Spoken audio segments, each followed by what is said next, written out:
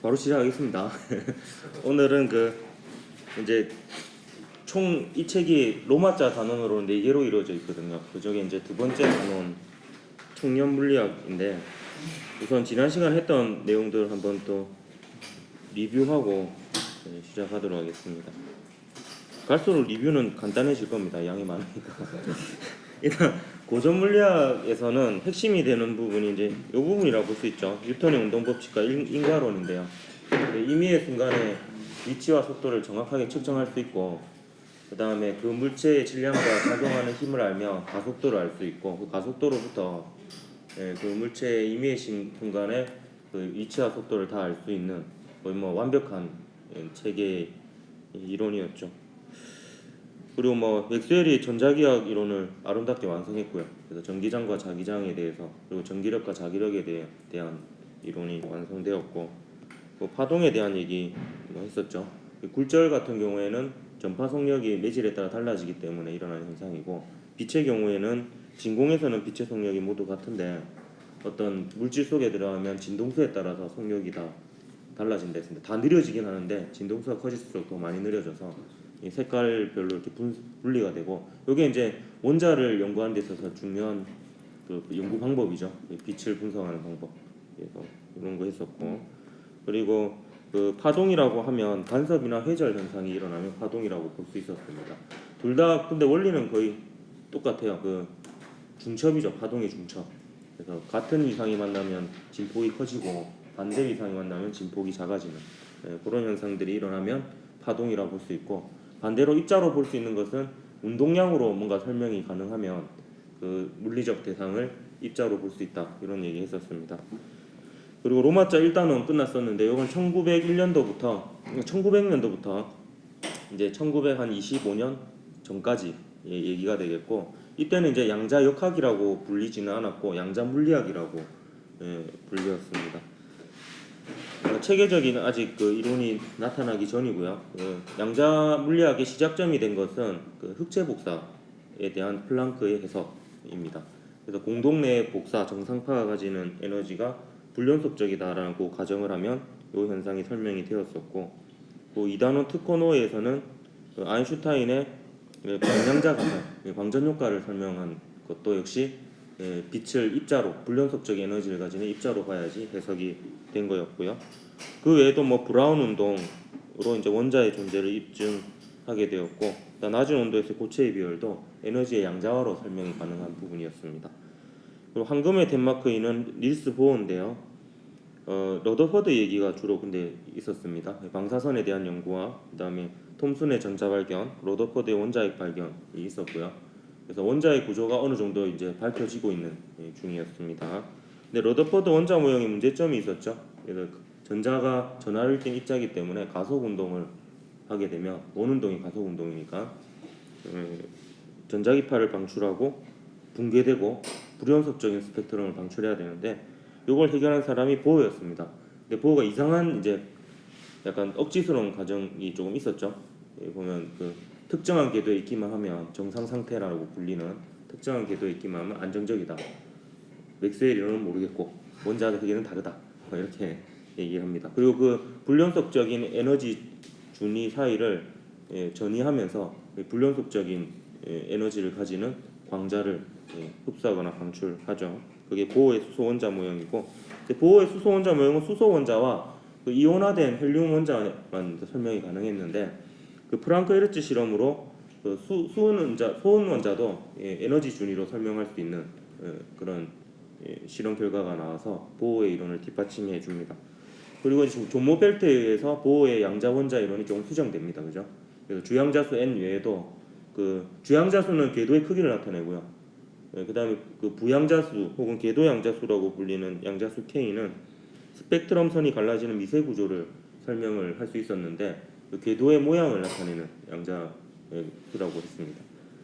그리고 제이만 효과, 자기장을 거뒀을 때 스펙트럼 선이 갈라지는 것을 설명하기 위해서 세 번째 양자수인 자기 양자수가 도입되었고, 그래서 이제 어느 정도 이제 원자 모형이 체계를 갖춰가는 이런 과정을 보았었고요. 아인슈타인이 보어를 만났을 때는 이제 아인슈타인이 제안한 세 가지 도약, 광량자 흡수, 자발 방출, 유도 방출, 얘기했는데 이 도약이라는 것 자체가 확률적이고 그리고 약간 순간이동 이런 이제 고전 물리학하고는 좀 맞지 않는 이런 과정인데 그래서 양자원자와 확률에 대한 이제 아인슈타인과 보어의 뭐 이제 논쟁이 이제 서서히 시작되고 있는 그런 상황이었고요. 그 와중에 이제 1923년에 콤버턴 산란 실험이 역시 광자를 운동량을 가진 입자로 봐야지 설명이 가능한 결과로 해석이 되어서 광전 효과와 함께 빛의 입자성을 나타내는 대표적인 두 개의 실험이 되었습니다.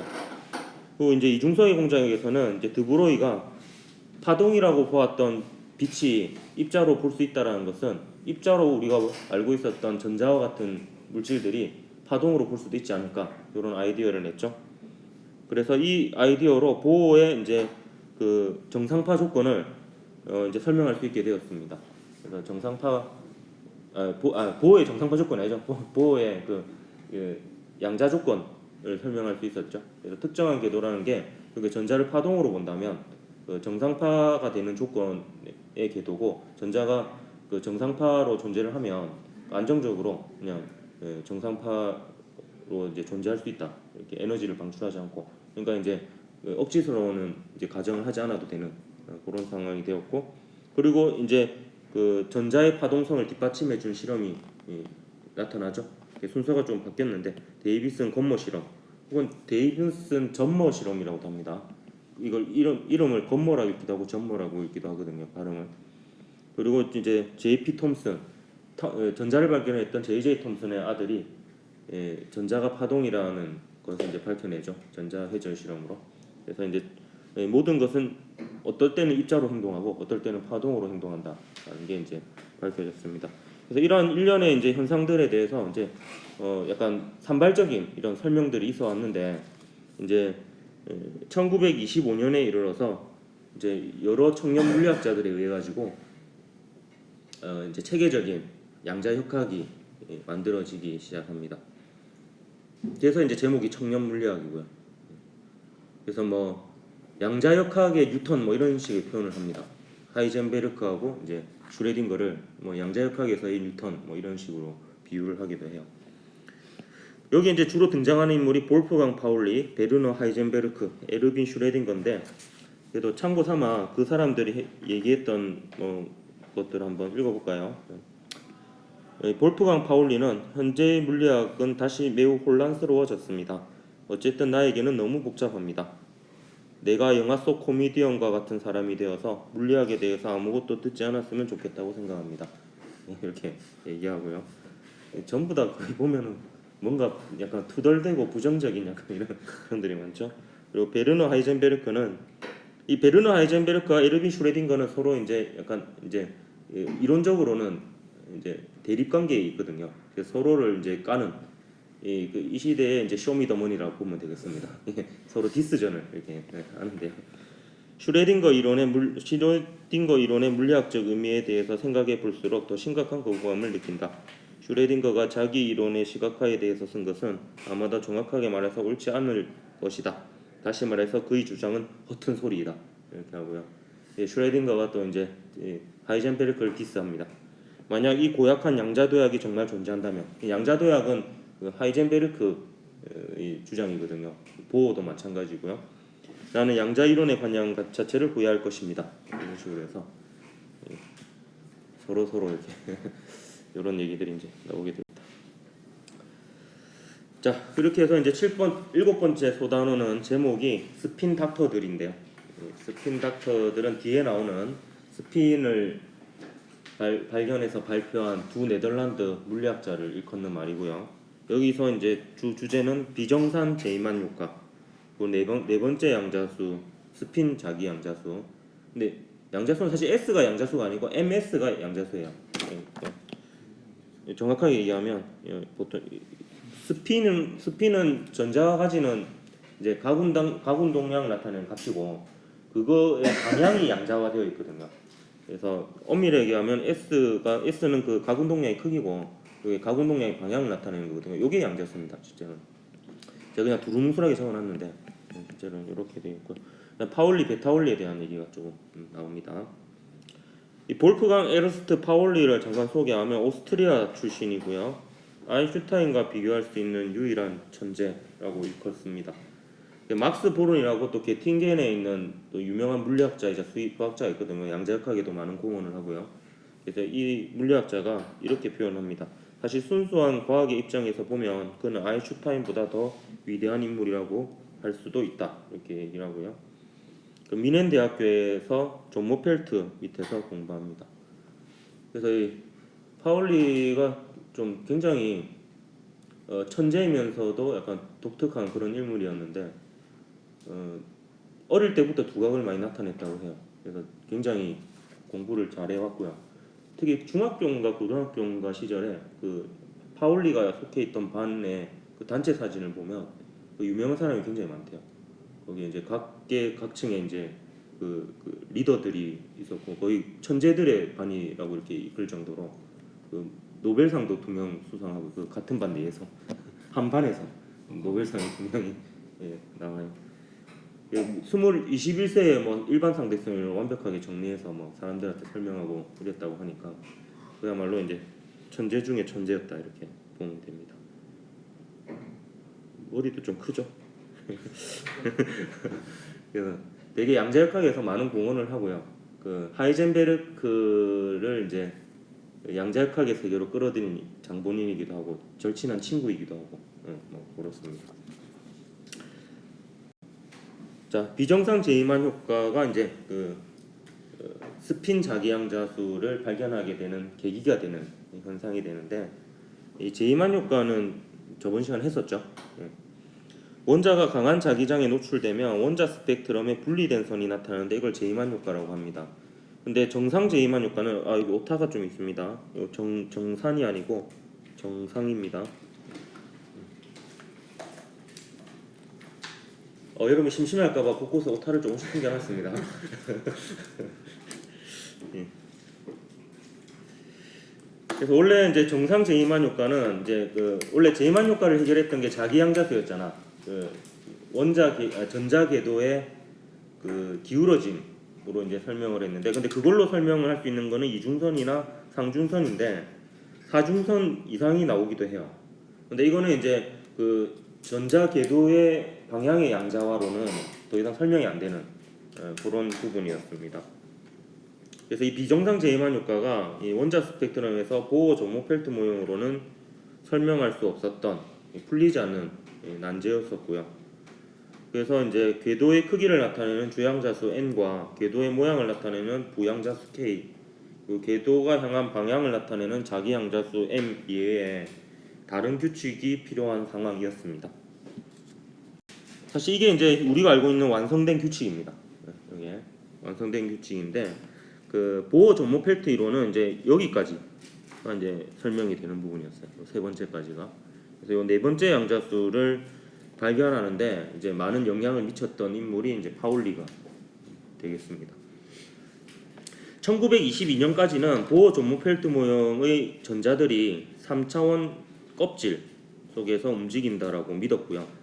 하지만 보호의 껍질 모형에 대한 구성 원리나 기준은 없었고 그냥 하나의 아이디어 수준이었습니다. 뭔가 이제 체계적으로 이렇게 유도되고 이러진 않았어요. 이런 상황에서 이제 이거와 관련된 여러 연구를 하게 되는데요. 1924년에는 이제 파울리의 베타 원리가 발표되게 되는데 일단 그 요거 자체를 한번 설명을 좀 해볼게요. 요거 자체를. 그래야지 뭐 앞으로 얘기하는 것들이 좀 이해가 될 수 있을 것 같아서 좀 정리를 하고 넘어가도록 하겠습니다. 수소 원자에 있는 전자에 대해서 얘기하고 있습니다. 지금쯤 되면 뭐 하고 있는지 까먹었죠. 수소 원자 주위를 돌고 있는 전자에 대한 얘기고요. 이 중심에 플러스 원자 핵이 있고요. 양성자 한 개죠. 그다음에 여기 전자가 있을 수 있는 궤도가 n = 1인 궤도, 뭐 n = 2인 궤도, n = 3인 궤도 뭐 이런 식으로 있는데 이때 이제 전자가 있을 수 있는 방의 개수가요. n = 1인 궤도에서는 2개가 가능해요. 이런 것들은 이제 뭐 그때 당시에도 알고 있었나 봐요. n = 2인 궤도에서는 8개가 가능해요. 있을 수 있는 상태의 수가 이제 8개가 가능합니다. 8개까지 찰 수 있고요. 이론적으로는. 근데 뭐 실제로는 전자가 한 개니까 그 중에 하나를 차지하고 있겠죠. n 이퀄 3인 궤도는 이건 생략할게요. 이게 18개 가능합니다. 근데 이게 규칙을 보면요, 2개, 8개, 18개 이렇게 가거든요. 이게 잘 보면요, 2의 n의 제곱이 됩니다. 그래서 n 1 집어넣으면 2가 되죠. 2 집어넣으면 8이 되죠. 3 집어넣으면 18이 됩니다. 그래서 이거를 규칙성은 발견하게 됩니다. 일단. 근데 이 중에서 요 n의 제곱까지는 설명이 돼요. n의 제곱까지는 양자수 n, k, m 요 세 개로 설명이 됩니다. 그러니까 보어 정모펠트 이론으로 설명이 돼요. 근데 앞에 2가 붙는 게 설명이 안 되는 거예요. 근데 이 앞에 2가 붙는 게 설명이 되면 비정상 제이만 효과도 설명이 되는 그런 상황이었다라고 보면 되겠습니다. 그래서 요거는 여러분이 또 배우기도 하니까 쭉 정리를 하도록 할게요. 여기서 용어를 조금 더 정리를 할 건데, 주양자수를 n이라고 하고요. 그 다음에 지금 요 책에 나오는 k가 지금 우리가 지금 현재로는 k라고 표기 안 하고 l로 표기합니다. 그래서 궤도양자수라고 하기도 하고 부양자수라고 하기도 합니다. 부양자수. 그러니까 이름이 막 이랬다 저랬다니까 막 헷갈리죠. 이걸 궤도양자수라고 하고 부양자수라고도 하고요. 여기 궤도의 모양을 나타냅니다. 이거는 전자의 가동량을 나타내기도 하지만 얘가 전자 궤도의 모양을 뜻합니다. 그 주양자수는 전자 궤도의 크기를 나타낸다 보면 되겠습니다. 궤도의 크기를 나타내고 부양자수는 전자 궤도의 모양을 나타냅니다.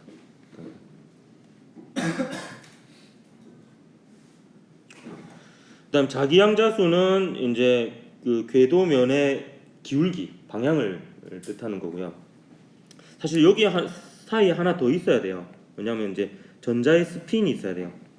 스핀은 S로 나타내고요. 근데 이거는 왜 굳이 안 적냐면 하나밖에 없어요. 전자의 스핀은 딱 한 값만 가집니다. 전자의 가운동량은 그냥 하나기 때문에 굳이 뭐 양자수로 표현할 필요가 없죠. 그렇기 때문에 그 다음에 이제 그 전자의 가운동량의 방향이에요. 이게 이제 스핀 자기 양자수. 그러니까 대칭적이죠. 궤도의 이제 가운동량, 그리고 궤도의 가운동량의 방향, 그리고 전자의 가운동량의 방향 이렇게 됩니다. 근데 이 중에서 전자의 가운동량은 하나밖에 없기 때문에 굳이 여기 넣지 않는 거예요. 이게 이제 마지막에 발견되는 건데, 근데 이 규칙성을 보면 주양자수는 자연수예요. 1, 2, 3, 4 이렇게 나갑니다.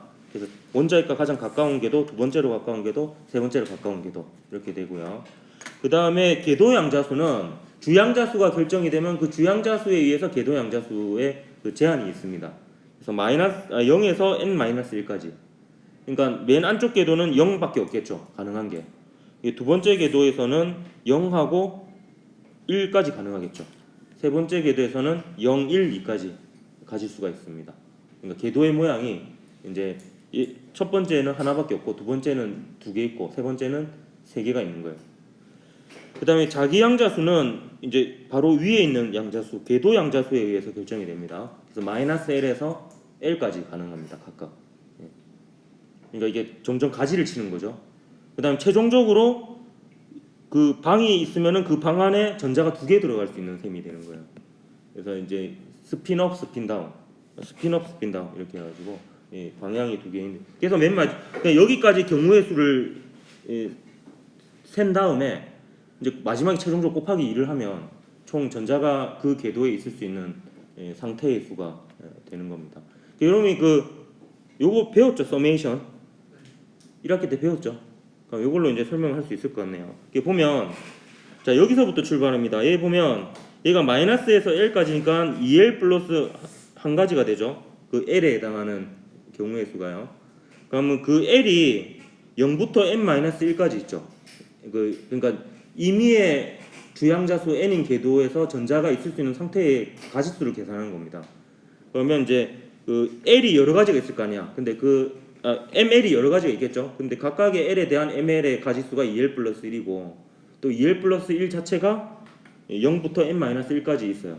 그러면 이제 n이 1인 궤도에서 전자의 개수, n이 2인 궤도에서 전자가 있을 수 있는 상태의 수가 이제 만들어집니다. 물론 마지막에는 2를 곱해야 되겠지만. 그러면 이제 그 n의 제곱을 한번 먼저 유도를 해보겠습니다. 그러면 이 식을 계산하면 돼요. 2l 플러스 1을 0부터 n-1까지 더하면 됩니다. 근데 이거를 조금 제가 분리해서 쓰면 2의 서메이션 l에 n 이퀄 0이 l이죠. l 미안합니다. l이 0에서 n-1까지 하고 더하기 그 다음에 그냥 1이죠. 1을 이제 l 이퀄 0에서 n-1까지입니다. 근데 이게 사실 그 뭐 이렇게 분리를 하는 거 그냥 편의상 분리를 했는데 결국 1을 0부터 n-1까지 더한다는 게 이게 총 n번이잖아요. n번 더한 거니까 얘는 그냥 뭐가 됩니까? 얘는 그냥 n이 됩니다. 요만큼은 1을 n번 더한 거예요. n번 더한 거고 그 얘를 이제 계산해 볼게요. 얘만 따로 계산해 보겠습니다. 얘만 따로 계산 풀어서 써볼게요. 그냥 편하게 하기 위해서. 그럼 얘는 0 더하기 1 더하기 2 더하기 맞죠? 쭉쭉쭉쭉쭉 해서 더하기 n-2 더하기 n-1 이렇게 되죠. 여기 옛날에 수학자 가우스가 한 방식인데요. 아마 이거 들어본 적 있을 겁니다. 요거 두 개 더하면은 n-1이죠. 그리고 요거 두 개 더해도 n-1입니다. 근데 이게 총 보면은 요게 총 항의 개수가 n개 있거든요. 그러면 n-1을 2분의 n번 더해주면은 2분의 n번 더해주면은 이게 총 합이 되는 거죠. 이 방법 혹시 옛날에 에피소드 들어본 적 있습니까? 이렇게 양 끝을 더해가지고 그럼 양 끝 더한 거는 숫자가 같으니까 그걸 이제 이게 양 끝을 더하니까 딱 절반만큼 그 똑같이 더한 값을 곱해주면 되죠. 그럼 이렇게 하면은 얘가 2분의 n 제곱 마이너스 2분의 n 이렇게 되죠. 그래서 요 값을 여기에다가 이렇게 집어넣으면 앞에 2가 있으니까 n 제곱 마이너스 n이 되고 그럼 끝에 n을 더해주니까 n 제곱이 되죠. 그래서 여기까지 구한 게 3개의 양자수로 가능한 상태에 있습니다. 근데 실제로는 이거의 2배가 있으니까 이걸 2배만큼 만들어주는 다른 양자수가 필요하다는 거예요. 그게 이제 스핀 자기 양자수가 됩니다. 그래서 이게 원래는 그 러더퍼드의 제자이면서 박사 과정이었던 스토너라는 물리학자가 이 스토너의 법칙으로 이런 것들을 연구하고 있었는데 파울리가 그 연구 과정을 보고 바로 n의 제곱이라는 걸 바로 그냥 알아냈대요. 그래서 역시 천재는 한눈에 보이는가 봐요. 우리는 이미 알고 있으니까 이런 식으로 분석을 하는데 그게 아직 정리되지 않는 자료를 보고 이제 전자가 있을 수 있는 상태의 수가 양자수 3개면은 n 제곱이라는 것을 보게 되고 근데 실제로는 2n 제곱이니까 뭔가 더 필요하다라는 거죠. 그리고 이제 파울리가 이제 4개의 양자수가 완성된 다음에 파울리의 베타원리를 발표하게 됩니다. 이게 이런 내용이에요. 한 원자에서 같은 양자 상태, 그러니까 주양자수도 같고 그 다음에 부양자수도 같고 자기 양자수도 같고 그 다음에 스핀 궤도 양자수도 같고 이런 이제 전자들이 2개가 있을 수 없다는 거예요. 그러니까 반드시 원자 안에 있는 전자가 만약에 여러 개 있다면 그 전자들은 반드시 이 4개 중에 최소한 1개의 양자수는 달라야지 가능하다는 거예요. 이게 같은 거는 존재할 수 없다. 이게 이제 베타 원리입니다. 이걸로 이제 주기율표가 좀 더 깔끔하게 정리가 되고요. 그 다음에 점점 궤도에 대한 개념이 바뀌기 시작합니다. 이제 궤도를 나타내는 게 그냥 일련의 불연속적인 숫자들로 이제 전자의 특성을 나타내기 시작하게 됩니다.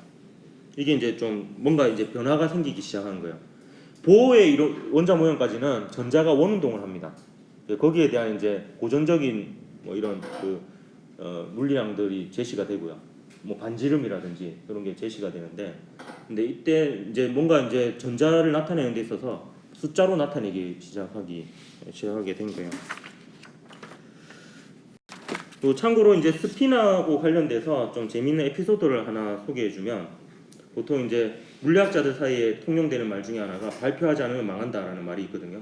이게 이제 이 사례 때문에 생긴 말이기도 합니다. 1925년에 봄쯤에 원래 크로니히라는 물리학자가 스핀을 최초로 제안을 했습니다. 그래서 그거를 이제 파울리한테 막 설명을 했어요. 근데 파울리가 말도 안 되는 소리 하고 묵살을 합니다. 그래서 파울리가 당대 유명한 천재라 그랬잖아요. 그래서 크로니가 깨갱하고 뭐 파울리가 틀렸다는데 뭐 이라고 이제 발표를 안 해요. 이거를. 근데 1925년 10월에 에렌 페스트의 제자였던 울렌베크와 하우드 스미트, 여기 두 네덜란드 물리학자이거든요. 이 사람들을 스핀 닥터라고 부릅니다. 그래서 스핀의 개념을 발표하게 됩니다. 근데 이 과정도 좀 웃긴 게 그 에렌 페스트가 굉장히 좀 훌륭한 교육자였다고 해요. 제자들을 잘 길러내는. 그래서 이제 그 울렌베크하고 하우드 스미트가 스핀에 관한 논문을 이제 써서 발표를 하려고 이제 에렌 페스트한테 제출한 상태에서 여러 가지 이제 비판을 듣게 돼요. 이제 그 로런츠라는 사람이 막 스핀이 될 수 없다라는 걸 막 고전 물리학을 이용해서 막 설명을 하거든요. 그러면 이제 막 전자가 자전을 한다라는 개념인데 그러면 막 빛의 속도보다 더 빨리 자전을 해야 되고 이런 결과가 나와서 막 비판을 합니다. 그래서 이제 울렌베크하고 하드스인데 큰일 났다, 이게 뭔가 오류가 있는가 보다 해가지고 그 에렌 페스트한테 가가지고 교수님 이거 아직 뭔가 잘못이 있는 것 같은 거 발표하지 마세요 이렇게 했거든요. 근데 에렌 페스트가 벌써 발표해버렸는데 이렇게 해요. 그러면서 에렌 페스트가 이 사람들한테 한 말이 너희들은 뭐 좀 젊으니까 좀 틀려도 돼 앞으로 잘하면 되지 뭐 이렇게 했는데 알고 보니까 이제 그게 맞는 거였어. 그래가지고 이제 최초의 이제 발표자가 됐고요. 로런츠가 막 비판했던 거는 다 고전적인 물리학 입장이고 이건 새로운 물리학이 적용되어야 되기 때문에 틀린 게 아니었어요. 그래서 파울리와 두 네덜란드 스핀 닥터들의 발견에 의해서 낡은 양자 이론의 성공을 막이 내리게 되었고요. 근데 이런 과정들을 보면 양자 물리학의 발전은 과학적 합리성보다 뭔가 교묘한 추측과 직관, 느낌, feel 이런 거에 의해서 발달되어 있는 좀 이상한 상황입니다. 그 하나 에피소드는 이제 크로니가 이제 빡쳤겠죠. 그래서 이제 막 자기 불평불만을 합니다. 이 파울리 니만 안 했으면 내가 최초 발견자가 되는 건데 이러면서 이제 이렇게 하소연을 하는데, 근데 하소연을 하고 나서도 이 사람이 참 인간성이 좋은 게 그래도 그 울렌베크랑 하우드 스미트가 만약에 그 사실을 알면 실망할 수도 있으니까 걔네들한테는 비밀로 해줘 하면서 뭐 괜찮아 이렇게 얘기를 해요. 되게 아름답죠. 그 울렌베크랑 하우드 스미트는 또 나중에 그 얘기를 들어요. 크로니가 먼저 발견했다는 거를. 그걸 쿨하게 인정합니다. 최초 발견자는 너야 이러면서 쿨하게 인정을 하고 훈훈하게 이런 분위기가 만들어졌는데 그 바람에 세 명 다 노벨 물리학상을 못 받게 됩니다. 왜냐하면 그 노벨상은 그 최초 발견자가 되게 굉장히 중요한데 이게 약간 애매한 상황이 돼버린 거예요. 발표는 이 두 네덜란드 물리학자가 먼저 했는데 또 발견은 또 크로니가 먼저 했고, 그러니까 누구한테 줘야 되냐. 그래서 다 주지 말자 이렇게 돼버린 겁니다. 나중에 파울리가 굉장히 이제 크로니한테 미안해가지고 나중에 이제 둘 다 젊을 때였거든. 20대 막 이렇게 아직 자리를 못 잡을 때. 파울리가 이제 어떤 대학의 교수로 이제 취직을 해요. 그러면서 이제 크로니한테 미안해가지고 내 조수로 들어와서 일해라 이렇게 해가지고 그때쯤 되면 이제 또 크로니가 삐진 게 좀 약간 사그라 들어가지고 또 파울로 밑으로 들어가면서, 근데 파울리한테 그렇게 얘기해요. 앞으로 이제 내 얘기를 듣고 틀렸다고 얘기할 때는 분명한 근거를 가지고 얘기해라. 그냥 틀렸다고는 하지 마. 근거를 가지고 얘기해. 분명하게 딱 얘기하고 이렇게 들어갔다고 해요. 그런 좀 재밌는 일화도 있습니다. 이렇게 해서 이제 스핀 닥터들에 대한 얘기를 마치도록 하겠습니다.